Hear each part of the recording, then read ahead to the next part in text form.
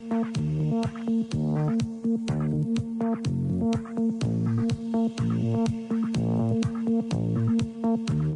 l'intérêt de la sophrologie, c'est de permettre à tout un chacun de bien reprendre contact avec son corps et ses émotions.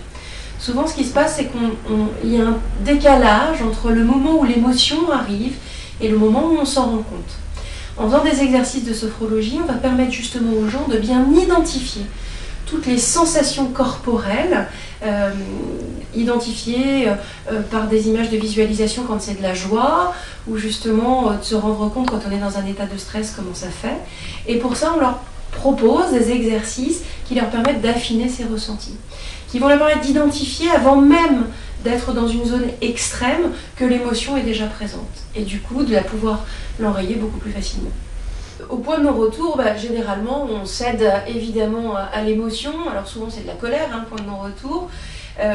C'est difficile de se dire à ce moment-là, il faut que je me calme. Alors, souvent, la colère explose, et puis il y a un moment donné, on se rend compte des dégâts qu'on est en train de faire. Donc là, ça peut être intéressant, effectivement, de nouveau de repartir sur sa respiration, reprendre contact avec ses points d'appui, ou tout simplement essayer justement de faire des exercices qui vont permettre de libérer les tensions pour ne pas exploser sur l'autre.